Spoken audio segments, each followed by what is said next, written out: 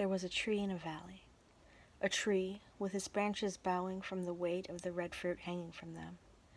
It was quiet. The sound of bird chatter sporadically peppered the air. There was no wind, but if you listened hard enough, you could hear the roar of water falling in the distance. Under the forest canopy was a man and a woman. The man stepped lightly through the forest, while the woman's smaller feet fell heavier on the ground. They walked through the trees, enjoying their honeymoon and each other as only two young people in love can. As they walked deeper into the valley, they came to the tree.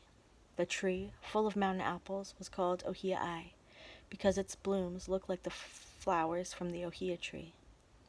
The man climbed up the tree's trunk to pick the fragrant fruit for his bride. From high among its branches, he gently tossed the apples down to his wife. She caught them one by one, laughing if she dropped them, blaming his poor aim. The man thanked the tree for providing for them and climbed down. They sat in the shade, enjoying their snack and each other, tasting the sweetness of the apples and the other's lips. When they finished a peck of mountain apples, they rose from the ground and carried on their walk, but not before saving a seed from the apples they enjoyed, so that they might plant and enjoy them for years to come. The seed had many homes, from the man's pocket to a pot in his mother's backyard. From the pot it was planted into the yard of his parents' home, where he and his new bride lived when they first got married. Years passed, and the tree grew. The man and his wife started a family and a home of their own. They took the seed, now a young tree, and moved it to their own yard, where it grew and it grew and grew. Every summer, flowers would blossom on its branches, covering the ground in a blanket of pink. The fruit would grow and ripen the same time every year. It grew as their children climbed upon its branches. It grew as their granddaughter ate its fruit. It still grew as the man took his last breath. Leaves continued to fall. The tree continued to fruit.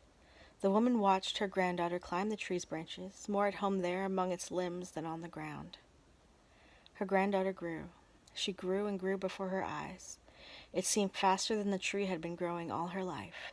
Her granddaughter grew until she grew a child of her own. The woman watched as her mo'opuna gave her great-grandson a large, deep red mountain apple. The boy, small and blond, with skin so much fairer than her husband's, hesitantly sunk his 2 teeth into the fruit's soft skin. His next bite was larger, as he decided that he liked the taste of the pink juices that were now covering his chin. He attacked the apple with gusto, and she laughed at his poor aim when his mouth missed the apple. The woman thanked the tree for providing for him. A tiny boy named for the tree and the man who planted it, John Kupu Ai Ohia Ai.